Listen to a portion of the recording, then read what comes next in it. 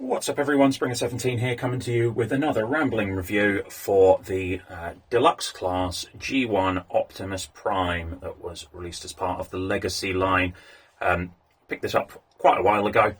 I thought it was just a really neat addition. I kind of missed the original G1. I was a little bit older than, it's a little bit older than me rather. So by the time I came around, G1 had been and gone, but I thought this was a neat little throwback. So we're going to take a look at the alt mode, the accessories, a couple of comparisons, and then the transformation and the robot mode as well, and just some thoughts on what I think of this and whether you should potentially have a look and pick it up. So starting in the alt mode, very little truck.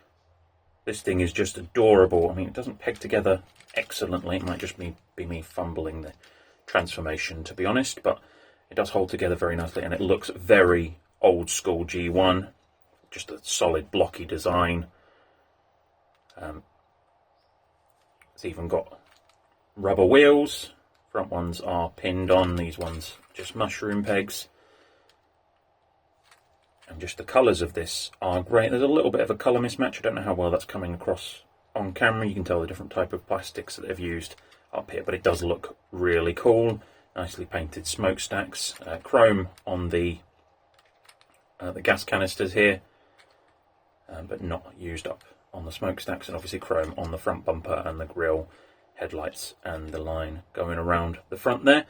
As you can see, it does come with a few accessories that do all plug in to the back when in alt mode, which is nice. It comes with these two guns. So you've got this one, which is a bit of a thinner version, a thinner design than you'd see with a modern Prime for his current Ion Blaster. And you've got this, the more sort of chunky design here. Those put in to replicate the look of both the original cartoon and the original toy. So you've got a choice on how you want to display this guy, which is a neat idea. It's good that even though this is a smaller figure, as it was in the deluxe class, they still included the accessories that you'd expect to see in a Prime. Especially a modern Prime. And then we've also got the Energon axe, which is in clear plastic, and mine apparently is seemingly starting to scratch a little, which is concerning, because I've not had this for too long. It's slightly flexible, but yeah, clear plastic Energon axe. Nice to have, not necessarily anything to write home about, especially with current Primes. You pretty much get an Energon axe with every single one that you get, but it is just on a 5mm peg, so as long as the hands aren't too big, you can give it to anyone else if you want to. Take another look at the back. It's very clean, very nice and clean alt mode.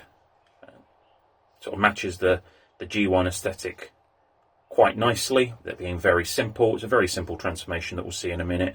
But what I will say is that it does have the slot here for a trailer hitch. I mean, it's got 5mm ports all over the back. So just because I've got it to hand, let's see how well he pulls the Commander Class Primes trailer. I think scale-wise, that looks fairly similar to how Prime's been portrayed in various older generation cartoons. But yeah, I don't think a truck this size is going to be pulling a trailer this big particularly effectively. I just thought that was something that I wanted to see.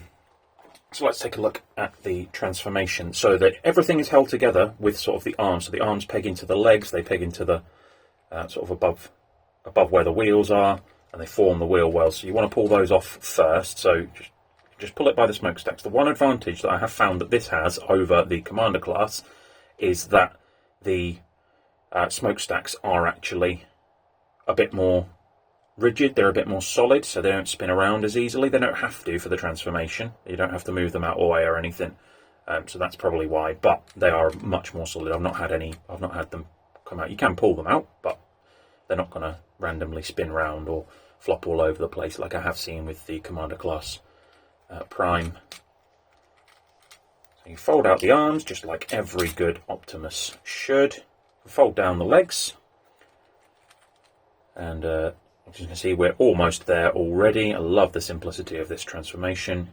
Flip up these wheels to sort of get them out of the way of the legs to give it some more posability. Split the legs and just fold the toes forwards. The arms here fold out. Now these hinges on mine are a little bit weird. They feel a little bit gummy, a little bit too flexible, so I'm a bit concerned about their longevity, but they do come out. You fold those, flip that out,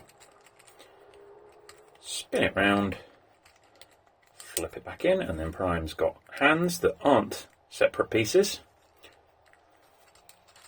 And then you flip out the back and you fold out when you can get a grip on it. This is a bit tight by the looks of it.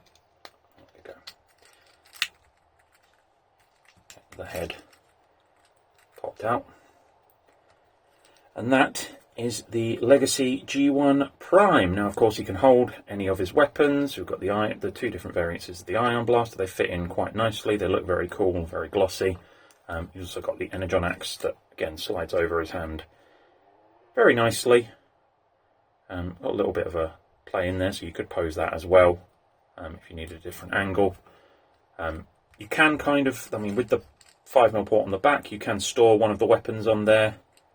So we can hold one gun and the axe, and you can store the other gun on his back if you want to. But it's obviously, most people will probably choose which gun they want. I must admit I prefer the larger design for the Ion Blaster rather than the smaller one. But let's take a closer look at what we couldn't see in alt mode. The head. There's lovely yellow eyes, very well painted, very nicely detailed, but traditional proportions, unlike the new ones. Very sort of rounded design, completely filled in, front, side to back. Light piping in there, which sort of can show up, but it's very sort of not particularly clear plastic, so it's not the strongest that you'll see.